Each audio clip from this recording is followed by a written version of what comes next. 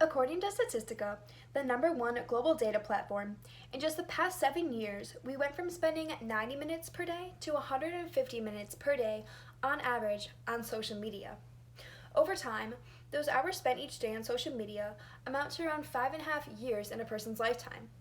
To put that amount of time into perspective, it is equivalent to running over 10,000 marathons.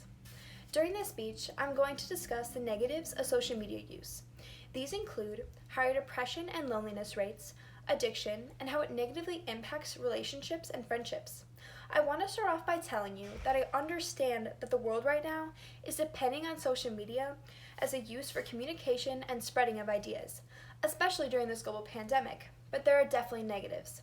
And because social media seems to be everywhere, it is important to know and understand those negatives.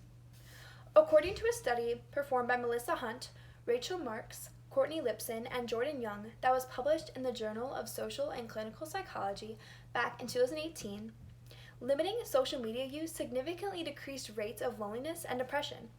In this study, 143 undergraduates at the University of Pennsylvania were assigned randomly to either limit Facebook, Instagram, and Snapchat use for 10 minutes per platform per day for 3 weeks. The results of the study show that the group of students who reduced social media use showed significant reductions in loneliness, depression, and anxiety compared to the control group. They concluded, based on this study, that limiting social media use to approximately 30 minutes per day may lead to a significant improvement in well-being. In addition to social media use affecting mental health in a negative way, there are also a lot of signs showing how addictive social media is. In 2020, according to Jenna Hillard and reviewed by clinical reviewer Teresa Parisi, who both work at the Addiction Center, said that between 5 to 10% of Americans are addicted to social media, and this number is increasing rapidly.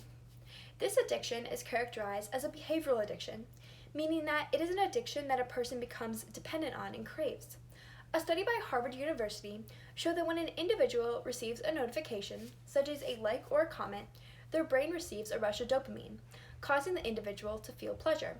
The brain thrives on these positive reinforcements and therefore makes individuals require these more and desire these more.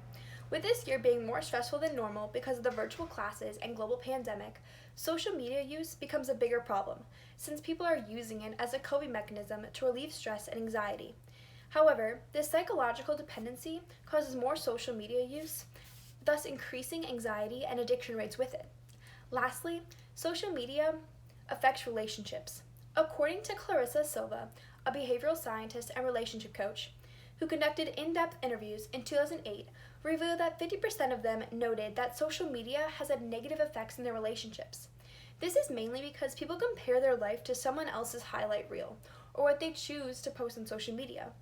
Now let me ask you a question.